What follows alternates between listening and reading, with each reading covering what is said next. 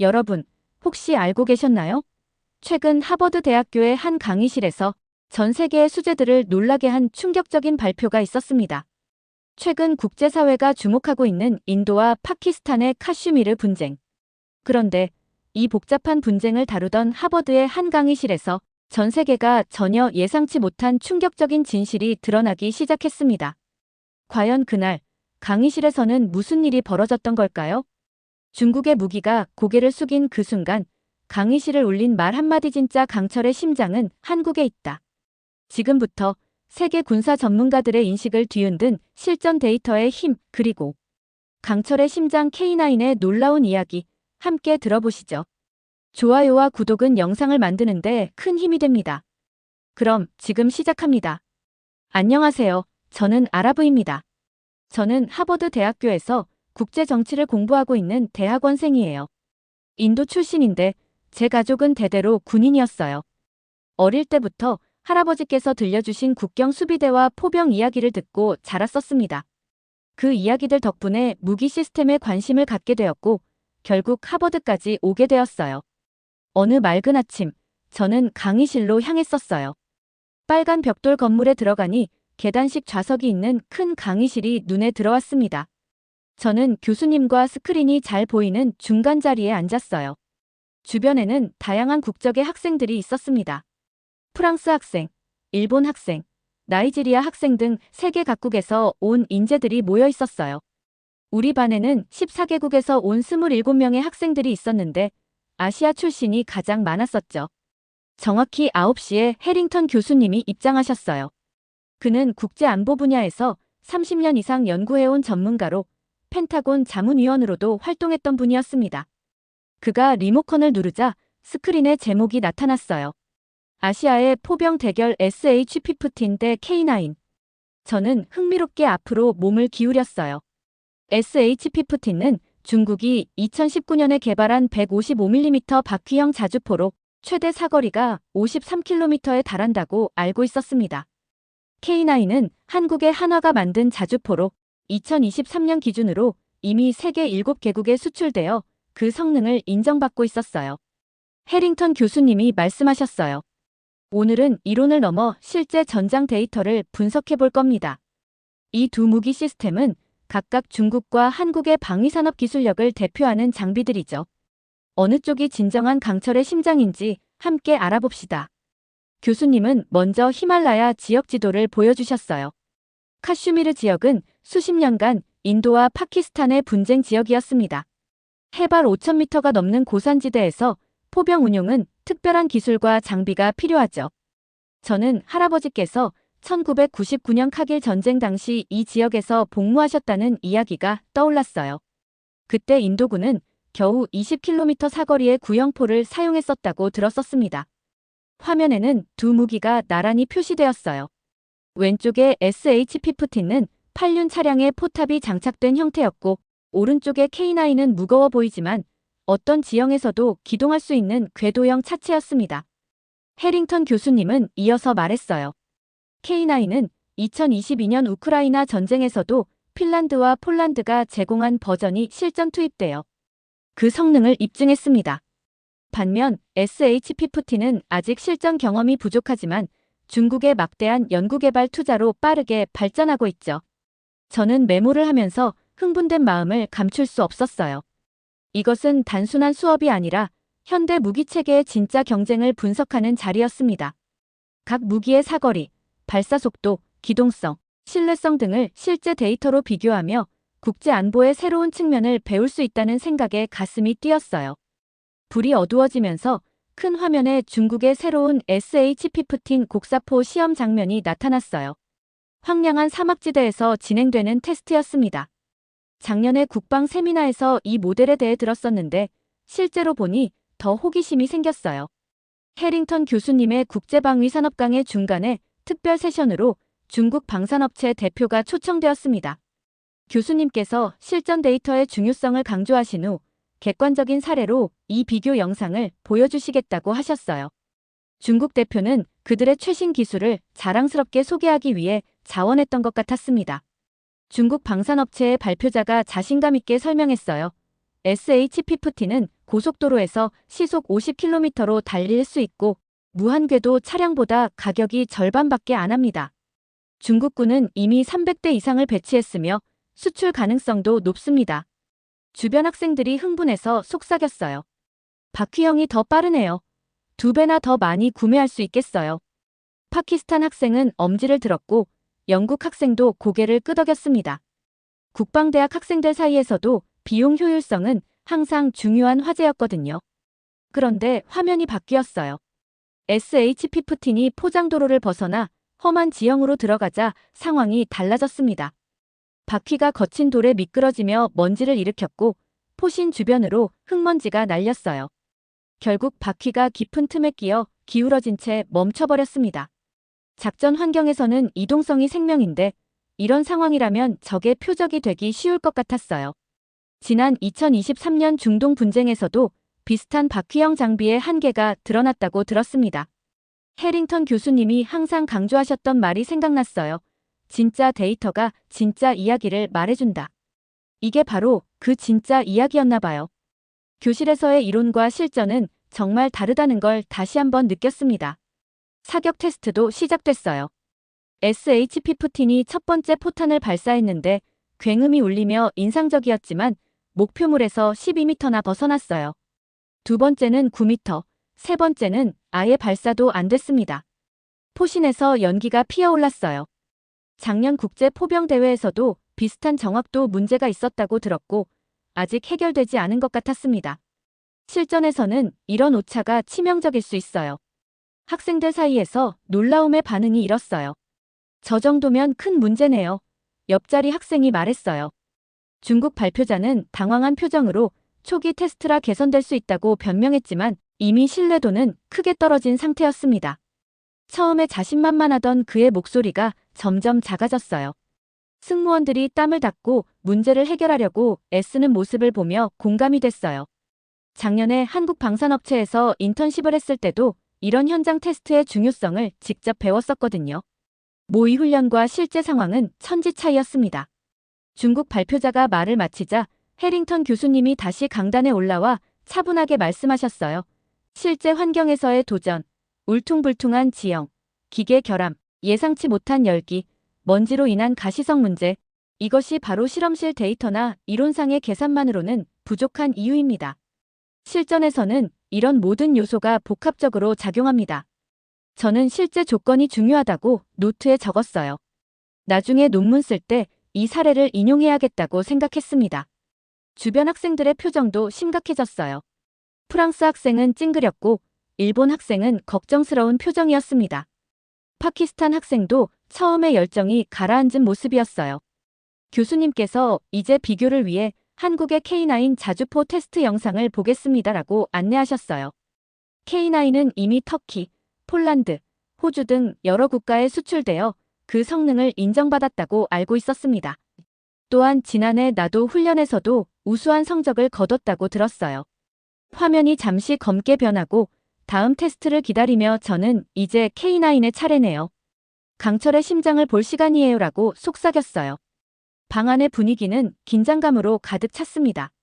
마치 국방기술올림픽의 결승전을 보는 것 같았어요. 중국 발표자는 의자에 깊이 앉아 불안한 표정이었습니다. 저는 이 실전 대결의 다음 장면을 놓치지 않기 위해 자리에 바짝 앉아 메모지를 준비했습니다. 미래의 국방 전문가로서 이런 비교 분석은 제겐 정말 소중한 경험이었거든요. 화면이 바뀌자 저는 심장이 빨리 뛰었어요. 장면이 사막에서 눈 덮인 한국의 K9 자주포 시험장으로 바뀌었습니다. 확성기에서 아나운서의 목소리가 들렸어요. 한국의 K9 자주포입니다. 강철의 심장이라 불리는 무기죠. 카메라는 K9의 궤도를 보여줬어요. 이 궤도는 험한 지형에서도 안정적으로 움직일 수 있도록 특수 설계된 것으로 최대 60도 경사까지 등반이 가능한 첨단 시스템이었습니다. 첫 사격이 이루어졌어요. 포신이 올라가고 큰 소리와 함께 발사됐습니다. 포탄은 정확히 40km 떨어진 표적을 명중시켰어요.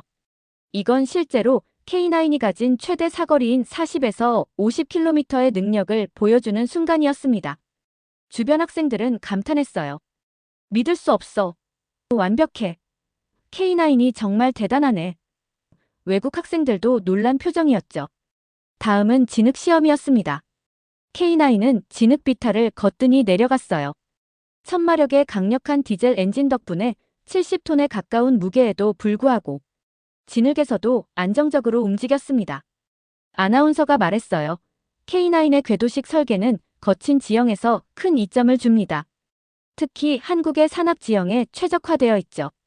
K9은 언덕 아래에서 멈춰 다시 발사했어요. 포탄은 표적을 정확히 맞췄습니다. K9은 분당 최대 6발에서 8발의 사격이 가능한데 이는 세계 최고 수준의 발사 속도입니다. 그 다음은 혹한기 시험이었어요. 영하 30도에서도 K9은 완벽하게 작동했습니다. 이런 극한 환경 테스트는 실제로 K9이 북극권 국가들에 수출될 때 중요한 판매 포인트가 되었던 부분이었어요. 해링턴 교수님의 목소리가 들렸습니다. K9의 일관성이 중요합니다. 어떤 환경에서도 정확한 타격이 가능하죠. 저는 고개를 끄덕였어요. K9, 강철의 심장, 실제 데이터의 단어들이 제 마음에 남았습니다. K9은 이미 터키, 폴란드, 핀란드 등 여러 나라에 수출되어 그 성능을 입증한 자주포였어요. 영상이 끝날 때 저는 깨달았습니다. 기술만으로는 부족하고 어떤 조건에서도 신뢰할 수 있는 성능이 중요하다는 것을요. K9은 눈, 진흙, 얼음 어디서든 그 진가를 발휘했습니다. 저는 강철의 심장이 실전에서 활약하는 모습을 봤다는 사실에 흥분되었어요. K9 비디오가 끝난 순간 강의실에 흥분된 웅성거림이 퍼졌어요. 학생들이 앞으로 몸을 기울이고 서로 속삭였죠. 저는 한국의 강철의 심장에 대한 자부심을 느꼈어요. 그런데 앞쪽에서 한 손이 올라왔어요. 웨이라는 키 큰 학생이 일어섰습니다. 전 그를 이전 수업에서 봤었어요. 그는 자신감 있고 항상 발언할 준비가 되어 있었죠. 웨이가 목을 가다듬더니 말했어요. 인상적인 K9 영상 감사합니다. 하지만 SH-15의 장점을 모두에게 상기시키고 싶습니다. 바퀴가 달린 SH-15는 도로에서 더 빨리 움직일 수 있어요. 비용도 적게 들어서 군대가 더 많이 구매할 수 있습니다. 고속도로에서 바퀴가 잘 작동하는데 왜 K9의 궤도에 그렇게 많은 돈을 쓰나요? 그의 목소리는 안정적이었고 몇몇 학생들이 고개를 끄덕였어요. 프랑스 학생이 좋은 지적이야라고 속삭였고 뒤쪽에 있던 그룹이 맞아 비용이 중요해라고 중얼거렸습니다. 저는 그의 주장을 이해했어요. 평지에서의 돈과 속도는 중요했죠. 하지만 그의 말을 그냥 넘어갈 수 없었어요. 저는 잠시 가만히 앉아 있었고 심장이 빠르게 뛰는 것을 느꼈어요. 그리고 손을 들고 일어섰습니다. 웨이 씨, 무슨 말씀인지 잘 알겠습니다. 하지만 제 생각은 조금 다릅니다. 바퀴는 확실히 매끄러운 도로에서 더 빠를 수 있고 비용도 큰 요소죠. 하지만 실제 전장에 대해 생각해 봅시다. 카슈미르에서는 고속도로가 드물어요. 군인들은 종종 바위투성이 길, 진흙밭, 눈 덮인 경사면을 통과합니다. SH-15 같은 바퀴 기반 곡사포는 고르지 않은 지형에서 빠지거나 미끄러질 수 있어요. 사막 테스트에서 SH-15의 바퀴가 모래와 바위에 빠졌을 때 우리가 봤었죠. 저는 잠시 멈추고 주위를 둘러봤어요. 몇몇 학생들이 저를 쳐다봤고 다른 학생들은 메모를 적고 있었습니다. 그리고 계속했어요. 반면에 K9의 궤도는 지면을 단단히 잡아줍니다. 우리는 K9이 진흙을 기어오르고 눈을 헤치며 나아가고 영하의 날씨에서도 정확히 발사하는 것을 봤었어요. 도로가 끝나도 최전선에 도달해야 합니다. 그때 궤도형 차량이 빛을 발하죠. 웨이가 약간 찡그렸지만 말하지 않았어요. 저는 숨을 들이쉬고 덧붙였습니다. 비용도 중요하지만 더 저렴한 무기가 최악의 순간에 실패한다면 어떨까요? 빗나가거나 고장난 바퀴 기반포는 군인들을 무방비 상태로 둘 수 있어요. K9 같은 신뢰할 수 있는 시스템에 투자하면 생명을 구할 수 있습니다. 신뢰성이 진정한 가치예요. 제 뒤에서 해링턴 교수님이 고개를 끄덕이며 계속하라고 격려했어요. 자신감이 솟구쳤습니다. 저는 말했어요. 저는 할아버지의 이야기를 들으며 자랐어요. 할아버지는 추운 산 근처에서 복무하셨는데 다른 어떤 차량도 도달할 수 없었던 바위 능선에 K9이 도달해 부대를 구했다고 말씀하셨었어요. 강철의 심장은 단순한 슬로건이 아닙니다. 그것은 강력한 궤도, 검증된 설계, 그리고 혹독한 조건에서의 실제 결과예요. 강당에 침묵이 흘렀어요. 웨이는 생각에 잠긴 표정이었죠. 다른 학생들이 자리에서 몸을 움직였습니다. 아나운서의 이전 말이 제 귀에 울렸어요. 실제 데이터가 진실을 말합니다. 저는 한국의 공학에 대해 이야기하고 할아버지의 기억을 기리게 되어 자랑스러웠어요. 그때 해링턴 교수님이 따뜻하고 명확한 목소리로 말씀하셨어요. 감사합니다, 아라브.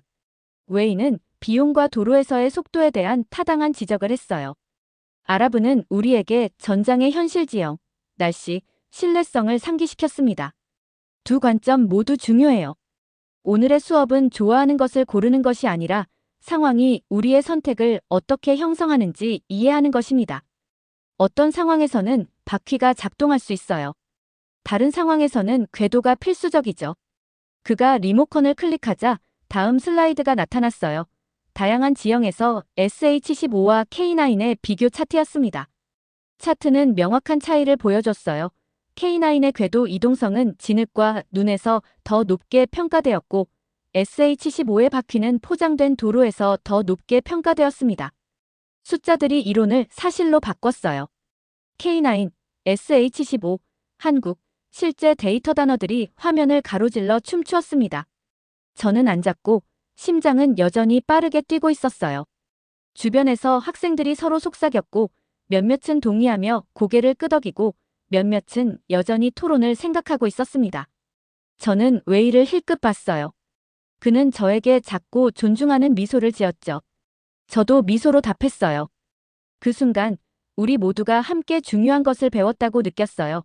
진정한 이해는 경청하고 실제 경험을 공유하고 그 결과가 어디로 이어지든 사실을 살펴보는 데서 온다는 것을요. 토론이 끝난 후 방안은 기대에 찬 고요함이 감돌았어요. 해링턴 교수님이 저희를 바라보며 말씀하셨어요. 자, 이제 실제 전투 영상을 보겠습니다. 이것은 카슈미르 최전선에서 촬영된 것입니다. 다시 불이 꺼졌고 저는 설렘으로 몸이 떨렸었어요. 화면에는 험준한 산길이 보였어요. 울퉁불퉁한 바위들이 좁은 길을 따라 늘어서 있었고 회색 구름이 낮게 드리워져 있었어요. 두꺼운 코트를 입은 군인들이 조심스럽게 움직이면서 포탄을 나르고 무전기를 확인하고 있었습니다. 저는 마치 산봉우리 사이로 휘몰아치는 바람 소리가 들리는 것 같았어요. 먼저 SH15가 등장했어요. 큰 바퀴를 굴리며 시야에 들어왔고 뒤로는 먼지가 일고 있었습니다. 안내자의 차분한 목소리가 설명했어요. 여기 전투 환경에서의 SH15입니다. 평지에서 얼마나 빨리 움직이는지 보세요. SH15는 거친 길을 따라 달렸고 바퀴가 빙글빙글 돌았어요. 잠시 동안 저는 그것이 완벽하게 발사할 것이라고 생각했었어요. 그런데 바퀴가 느슨한 돌 위에서 미끄러졌어요. 곡사포는 기울어지며 멈춰 섰습니다. 군인들이 뛰어내려 그것을 움직이기 위해 열심히 밀었어요. 제 뱃속이 조여들었습니다. SH15, SH15, SH15는 마음속으로 그 이름을 반복했었고 걱정이 되었어요. 바퀴가 다시 돌기 시작하자 SH15가 발사했어요. 그 폭발음이 산벽에 울려 퍼졌습니다. 연기와 먼지가 소용돌이 쳤어요. 하지만 포탄은 목표물을 빗나가 수미터나 벗어났어요.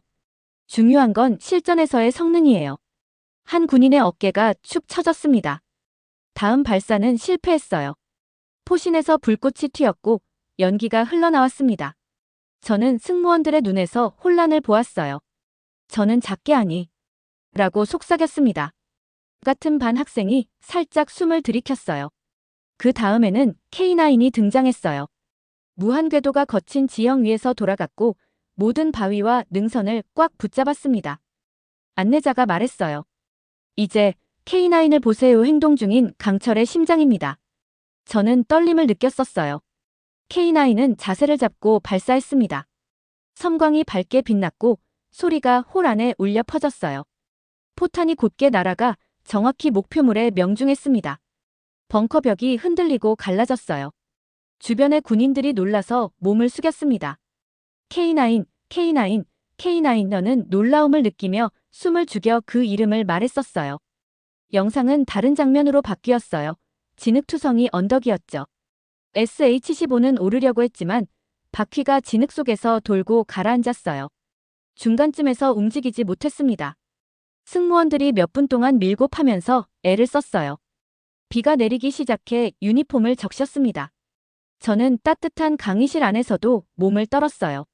실제 데이터가 분명했습니다. 바퀴는 진흙에서 실패할 수 있었어요. 다시 K9으로 돌아왔어요. 무한궤도가 안정적으로 경사면을 올라갔습니다. 곡사포는 전혀 흔들리지 않았어요. 정상에서 멈추고 다시 발사의 목표물을 큰 소리와 함께 명중시켰습니다. 진흙이 빗방울처럼 튀었어요. 주변의 학생들이 조용히 환호했습니다. 저는 손이 저릿저릿하게 박수를 쳤어요. 해링턴 교수님의 목소리가 다시 들렸어요. 실제 조건먼지, 바람, 진흙, 그리고 눈에서의 성능을 관찰하세요. K9은 SH-15가 고전하는 곳에서 그 신뢰성을 증명합니다. 저는 고개를 끄덕이며 한국에 대한 자부심이 솟구치는 것을 느꼈었어요. 저는 할아버지께서 들려주신 가혹한 산악 전투의 이야기를 떠올렸습니다. 이제 왜 할아버지께서 무엇보다도 신뢰성을 높이 평가하셨는지 이해했어요.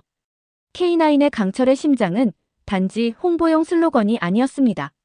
그건 극한의 전장에서 진흙과 눈, 낙석이 덮치는 산악지형 속에서 실제로 견뎌낸 모든 부품 하나하나의 생존 증명이었죠. 그 무게는 말보다 무겁고 전투보다 단단했습니다. 마지막 장면은 폐허가 된 마을에서 나란히 있는 두 무기를 보여줬어요. SH-15의 바퀴는 먼지와 깊은 흠집으로 덮여 있었어요. 짧은 거리를 이동한 후 멈췄었죠. K9의 무한궤도에는 깊은 홈이 패여 있었지만 멈추지 않고 앞으로 나아갔어요. K9이 마지막 포탄을 발사했고 빈집에 닫혀있던 창문이 안쪽으로 깨졌습니다. 영상이 끝나자 어둠이 다시 찾아왔어요. 잠시 동안 아무도 말하지 않았습니다. 그런 다음 부드러운 박수가 시작되었고 점점 더 커져 일정한 박수가 되었어요. 저는 K9을 설계한 한국의 엔지니어들에 대한 존경심으로 가슴이 조여드는 것을 느꼈었어요. 실제 데이터, 강철의 심장, K9이 단어들이 제 마음을 가득 채웠습니다. 중국 학생인 웨이가 몸을 기울여 조용히 말했어요. 그것은 인상적이었어. 저는 미소 지으며 고개를 끄덕였어요. 주변에서 학생들이 경외의 표정을 서로 교환했습니다. 저희는 극적인 실제 전투를 지켜봤어요. SH-15의 고전과 K9의 승리를요. 어떤 시스템이 약속을 지켰는지 분명했습니다. 불이 다시 켜지자 저는 가슴이 여전히 뛰는 상태로 뒤로 기대 앉았어요. 불이 켜지자 강의실 분위기가 확 달라졌어요. 방금 실제 전투를 본 것 같은 느낌이었습니다. 학생들은 조용히 앉아 있었고 저도 흥분된 상태였어요. 해링턴 교수님이 말씀하셨어요. 이게 바로 실제 데이터의 힘이고 강철의 심장입니다. 리모컨을 누르자 마지막 슬라이드가 나왔습니다. 인도 수백 대의 K9 곡사포 추가 주문. 강의실에서 박수가 터져 나왔어요. 저는 한국에 대한 자부심을 느꼈습니다. 2023년 인도가 처음 K9을 도입한 이후 꾸준히 주문량을 늘려왔는데 이번에는 무려 200대 이상을 추가로 주문했다는 소식이었어요. 실전에서도 95% 이상의 명중률을 보여준 K9의 성능은 전 세계 방산 시장에서 큰 화제였습니다.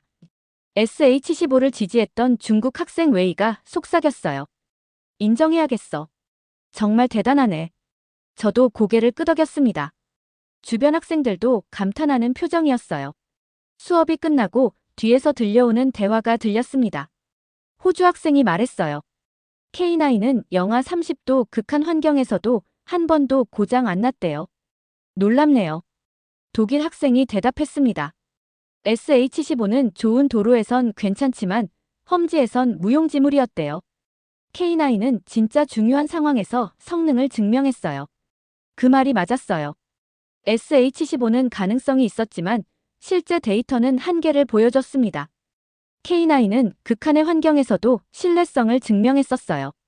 강철의 심장이라는 표현이 딱 맞았습니다. 캠퍼스를 걸으며 할아버지 생각이 났어요. 할아버지는 인도 국경 분쟁 당시 현장에 계셨던 분이었습니다.